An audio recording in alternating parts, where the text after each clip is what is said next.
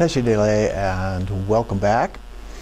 Our focus today as we continue the Trekcho class is to look at the pointing out instructions primarily, and we will begin here with the Yeshe Lama text. It begins on page 45 with the actual teaching, and the first couple of pages are kind of an introduction to the pointing out instructions in Trekcho generally. In fact, this section in the text is the only part of the Yeshe Lama text that deals with Trekcho. So I will give you the oral transmission of this by reading this section of the text and with a couple of short comments as we go through. So this begins with the actual teaching. Second, there are two ways of giving the actual teaching. First, in order to sow the seeds of the four kayas, as well as to render the practitioner suitable for meditating on the swift path by the practitioners entering the great mandala of empowerment, all activities that bring maturity are naturally acquired at this time. To give all the teachings and then confer empowerment is not only illogical, but an unpleasant spectacle for those who understand the meaning of the tantras. For the second, from the perspective of definition, this, the unsurpassed vehicle of Vajra essence, takes the result as the path. So this is one of the things that we see in Dzogchen, is that the result is the same as the path. The ground, the path, the fruition, if you will, all three are really the same thing. That is why the actual basis of all paths leading to, that is why it is the actual basis of all paths leading to Buddhahood. The nature of the result also encounters awareness. First of all, if we were to consider the ground without its actual nature, it would be like seeing a temple but not the three supports in it. The three supports are not articulated here, but they would probably correspond with the five elements that form the base, the palace itself, and the seat of the deity. Those would be the three main supports within that context. To think of profound and luminous empty appearances as mere terms that relate to one another is simply insufficient for establishing trust in the view and meditation. Moreover, considering the actual nature without the ground is similar to seeing the three supports in the temple but failing to establish their characteristics. Although having intellectually understood this, through the four dogmas and by means of the 8 limitations free from elaboration, because there is no inner experience, it is unstable. To consider that this, Rigpa, is not the ground or the actual nature is like not seeing either the temple or the statue of Shakyamuni within.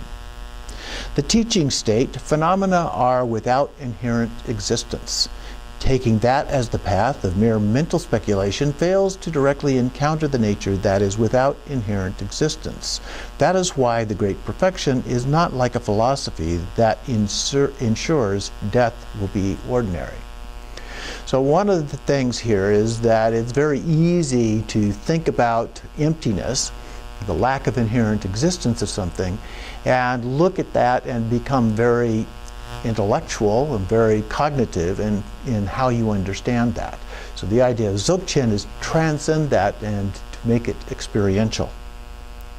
Here is the view of the heart essence of the natural great perfection, includes both the actual nature and the ground, just like precisely establishing the way of support and the supported abide, one is able to encounter a direct realization of natural liberation without depending upon imagining there is a view or meditation.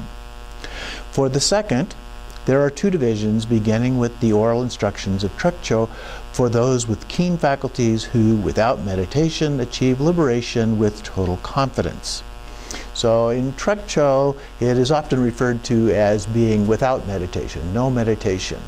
That's not, I would say, actually true, but we'll see how that applies here momentarily. By meditating on Togao, those with greater diligence will liberate phenomena of the path of the three kayas and become enlightened without leaving a body behind. So the two practices of the Upadesha or Menagde, the special instruction series, are Trekcho and Togao. The oral instructions on Trekcho. For the first, due to the distinction of the faculties, there are two ways of encountering the nature. So we have the common method and the uncommon method here. So we begin with the common method. First, for the common, of a disciple of the heart essence possesses faith, a disciple of the heart essence possesses faith, but their mind is still obscured, it is as stated in the adorned by direct introduction. Imaho, introducing appearances to be mind, and mind gains proficiency.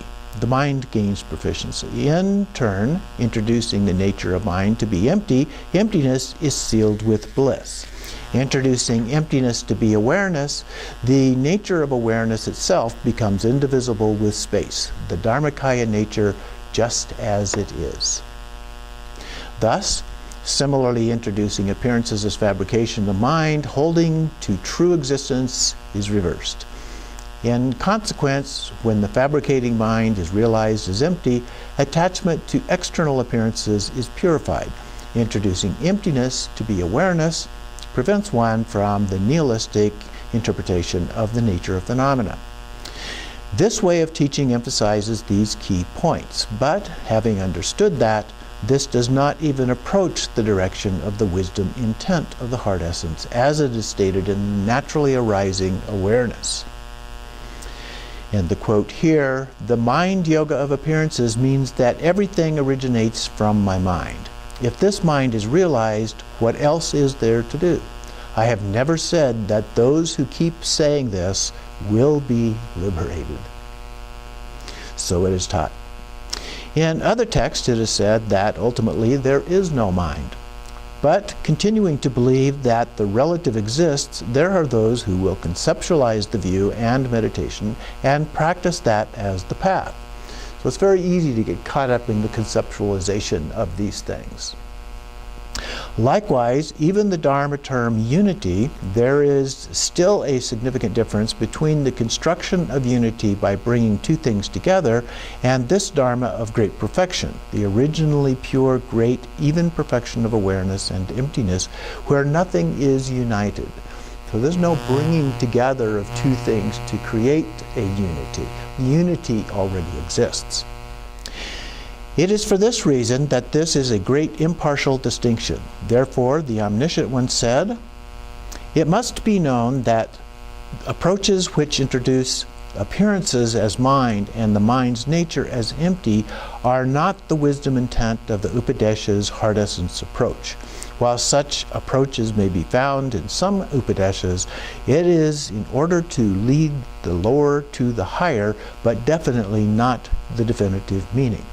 So when we have verbal explanations and so forth, including this one, the point is to help us as we move through the process, but the goal is to be able to transcend that, very much like the Prajnaparamitas.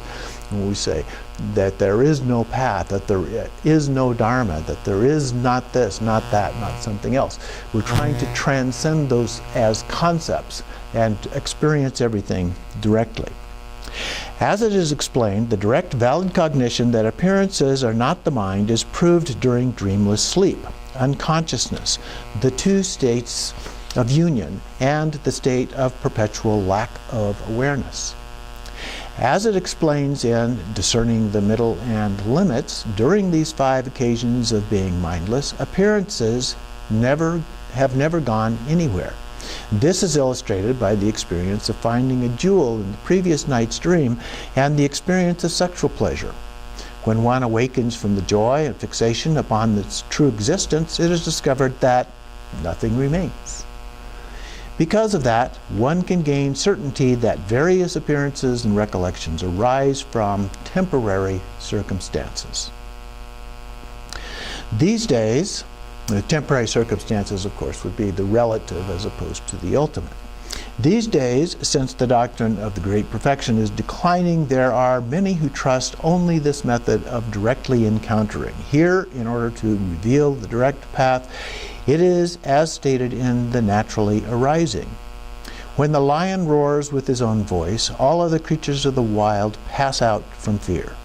When the great perfection uses its own language, all those of the lower vehicles lose consciousness.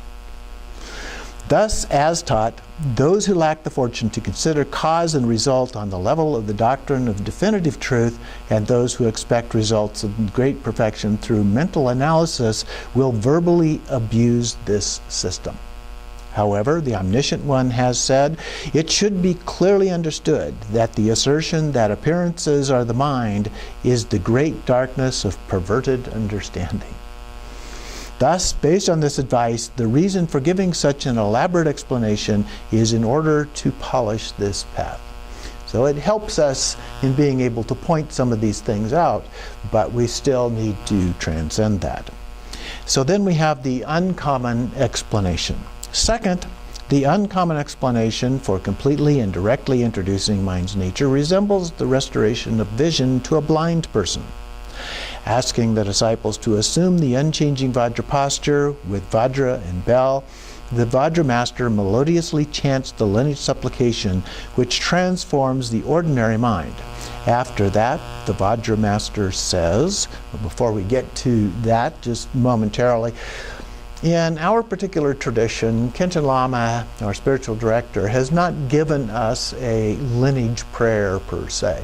And even in the teachings that I have had from His Eminence Garchen Rinpoche, he also has not given a lineage prayer that I am aware of. But in talking with Khenchen Lama, he suggested to me that we could use the fifth of the prayers in the Keton prayer book, this version of our prayer book, which he developed, and that is called the Verses of the Eight Noble Auspicious Ones, which includes the 8 Bodhisattvas and the 8 Dakinis and other numbers of 8 that can be supplemented in as a lineage prayer should you choose to do that. So after that, the Vajra Master says, and this is the instructions then for the Vajra Master for this, so listen carefully. Kye, do not contrive or elaborate the awareness of this very moment. Allow it to be just as it is. This is not established as existing, not existing, or having a direction. It does not discern between emptiness and appearance and does not have the characteristics of nihilism and eternalism. Within this state where nothing exists, and I put exists in quotation marks there, it is unnecessary to exert effort through the view or meditation. The great primordial liberation is not like being released from bondage. It is natural radiance, uncontrived by the intellect, wisdom unsullied by concepts. The nature of phenomena, not tainted by the view and meditation, is evenness without placement and post-evenness without premeditation. It is clarity without characteristics and vastness not lost to uniformity. Although all sentient beings have never been separate from their own indwelling wisdom, even for an instant, by failing to recognize this, it becomes like a natural flow of water solidifying into ice. With the inner grasping mind as the root cause and the outer objective clinging as the contributing circumstance, beings wander in samsara indefinitely. Now, with the Guru's oral instructions, at the moment of encountering awareness without any mental constrictions, rest in the way things truly are without wavering from or meditating on anything. This fully reveals the core wisdom intent of the primordial Buddha Kuntu Zangpo. And then it continues, in the sixfold expanse, it states, the mind's nature, neither eternal nor non-existent, is phenomena free of good or bad. This is called the wisdom intent free of accepting or rejecting. I, Kuntu Zangpo, have revealed it. This is the nature of mind, devoiding of accepting and rejecting, perceives as naturally liberated without direction. It is called the great all-encompassing wisdom intent. I, Kuntu Zangpo, have revealed it. This nature of mind, devoid of lethargy or relation, is the wisdom intent of great evenness. It is called the wisdom intent of the natural condition of the 6 groups. I, Kuntu Zangpo, have revealed it. This nature of mind, which is fearless, perceives things free of expectation or disappointment. It is called the wisdom intent that dwells in the confidence of primordial evenness. I, Kuntisampo, have revealed it. Thus, it goes on to state from the heap of precious jewels, the nature of phenomena without base, left as it is without being sought, is the greatest of marvels. This awareness, going and coming without ever meeting, is the greatest of marvels. This great wisdom that primordially abides, devoid of antidotes, is the greatest of marvels. And then continues on, citing the all-creating monarch. Even all the Buddhas of the past did not search anywhere other than their own mind. Aside from what they already were, they made no adjustments. They never practiced conceptual samadhi, and they accomplished the nature of their own minds through that which is non-conceptual. And this is similar to the process that we went through with the last exercise that we did with the analytical meditation of Vipassana. Similarly, when the Buddhas of the present and those to come in the future will achieve accomplishment only through the non-conceptual nature of evenness. Thus, according to the tradition of this vehicle, the nature of the mind is from the very beginning great natural liberation. Recognizing that is called awareness. By maintaining this continuity, the state of Buddhahood will be directly realized, which is why the path is more expeditious than any other. In this way, practitioners will gain inspiration. In addition, the instructions on clarifying doubt and subduing hindrances are as follows. While maintaining the continuity of the great indwelling fundamental nature, if one thinks that the nature of this awareness is empty, the one ascribing emptiness to this is the intellect, which has a focal point. The way that meditative concentration with a focal point does not produce Buddhahood is as stated in the perfected skill of the Lion Tantra. So we have the quote here. The meaning of the nature of phenomena cannot be seen through the meditation with concentration. The samadhi of one's own appearances eludes the direction of concentration. Free from elaboration, the nature of phenomena is equal to the limits of space. All mental considerations are devoid of conceptual fixation with objects. The Dharmakaya Buddha, free from the four extremes, such as existing or not, is one's own awareness. Thus, this explains the method for purifying the encumbrance of holding to emptiness as true into the nature of great freedom from limitation. In addition, even though there may be confidence of thinking this is how it is, to rest in the nature that is beyond the limitation of existence or non-existence, and to be bound in such a sense of assurance, is a dense veil obstructing one's ground of being. So we still get caught up, again, repeating this idea that we can get caught up in this rather than the direct experience. And then from the great Garuda, any attempt to search for or discover a state free from dogma and limitation is like a blind bird searching for the end of space. Nothing can be found. The meaning that nothing can be found cannot be adjusted by anyone. It is impossible to find limitation with awareness that is free of elaboration. You can't actually find this. There's not a thing to be found. So it is taught. Likewise, once concepts occur, whether virtuous or non-virtuous, form or whatever arises as the objects of the six organs, there is no need to intentionally fixate upon them.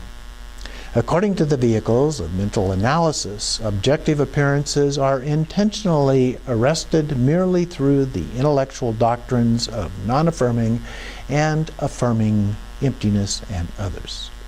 The way this fails to bring about enlightenment is as stated in the all-creating monarch, which is then quoted. Not knowing the all-creating monarch, the six sense organs perceive the appearance of the six objects. If perceived as suffering, the sense organs thwart it. Not knowing the all-creating monarch, there is no result of freedom from origination and cessation. So again, just repeating the same idea that we get caught up in that. The all-creating monarch, of course, being a metaphor for something beyond our ability to analyze, beyond our ability to conceptualize. And thus it is. Perhaps one may think that the lack of discerning between appearances and perceiving objects seems to approach the view of the relative true image mind-only school. For instance, in the first moment of seeing a mountain, an ordinary individual is powerless not to think, "This is a mountain."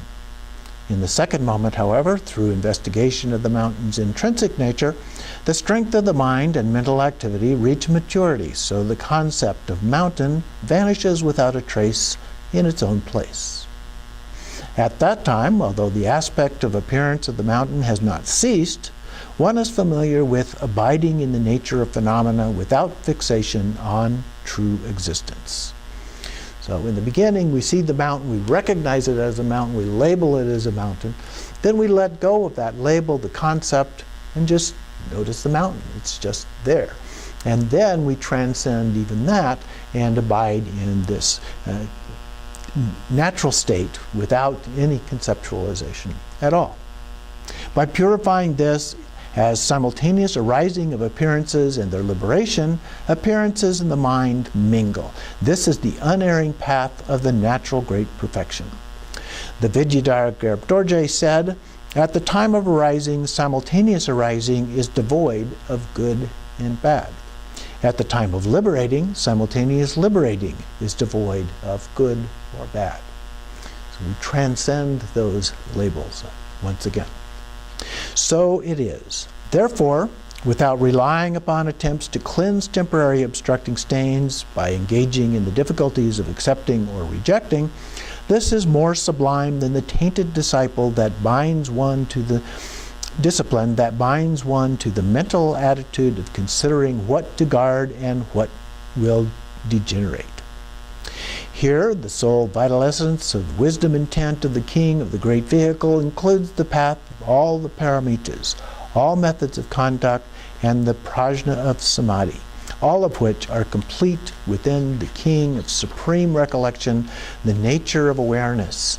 It states in the Sutra of Special Request, "Without fixation on is generosity. Without abiding is discipline. Unguarded is patience. Without effort is diligence. Without focus is concentration. Without conceptualization is prajna." So there we have the 6 paramitas, 6 perfections.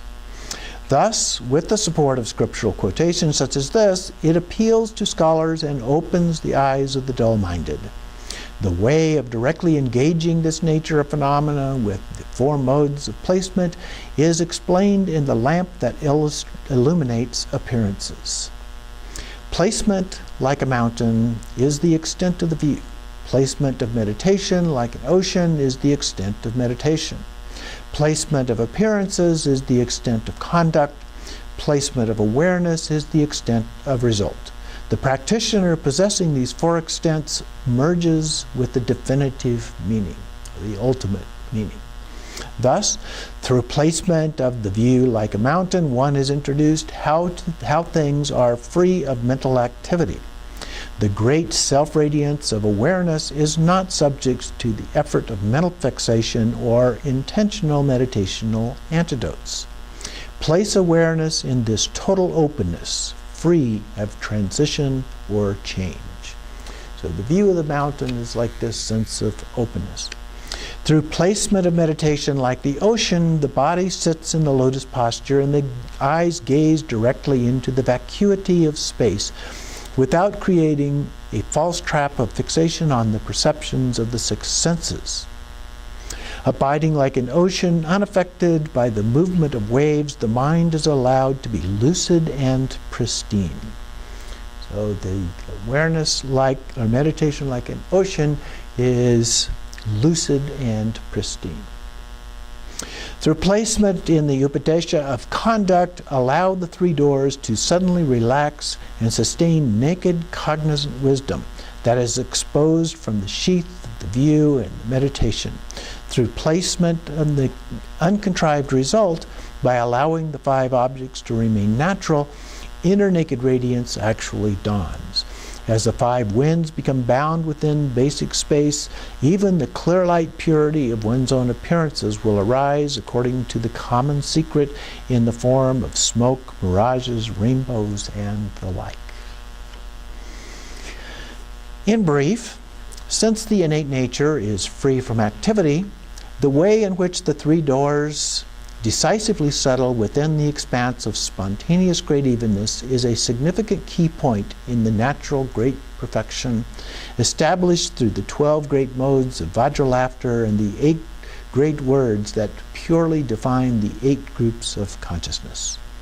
This immediate awareness that transcends cause, result, accepting or rejecting is taken as the path free from transition or change throughout the 3 times. Again, transcending all of these concepts. Concerning this, the great Lord of the family, the omniscient sovereign of speech, said that all the great practitioners who have arrived at this nature, such as Padma, Vimalamitra, Tilopa, and so forth, have openly taught that there is no cause, result, virtue, or non-virtue. These are all concepts. He also stated that, although this may be realized intellectually, having not yet arrived at the state through experience, we must take care to observe the subtle workings of cause and result while not fearing the innate nature.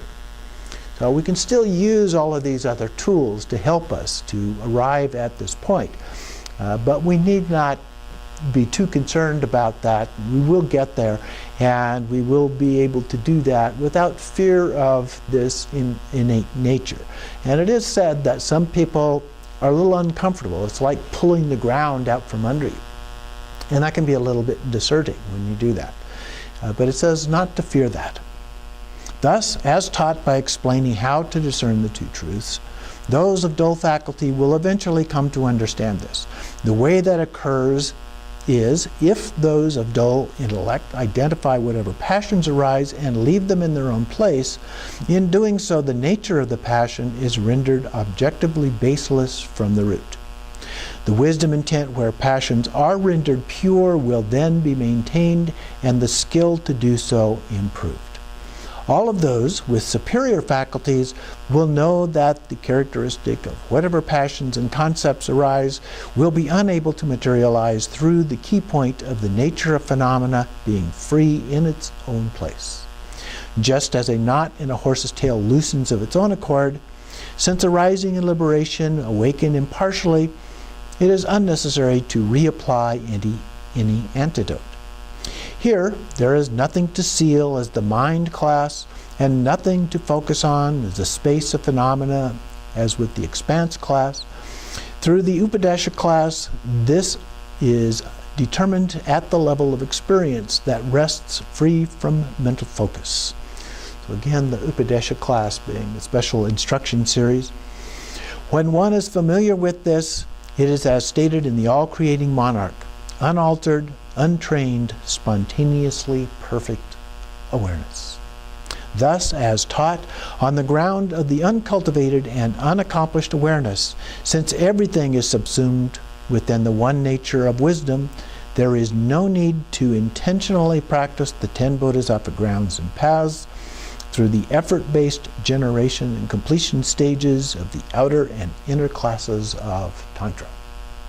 Now that doesn't mean we throw the baby out with the bathwater, so to speak. We still have those practices that can be very helpful to us, again, as we progress along the path before we reach this stage of more non-conceptual approaches of Dzogchen. So those are all helpful to us. And we can continue to practice once we understand Dzogchen. We can still do those other practices, albeit from a slightly different point of view, a little different worldview that we establish as we begin to work on these points of view and really truly understand the nature of our mind. So that concludes the part on Trekcho within the text here of the Yeshe Lama, as written by Jigme Lingpa.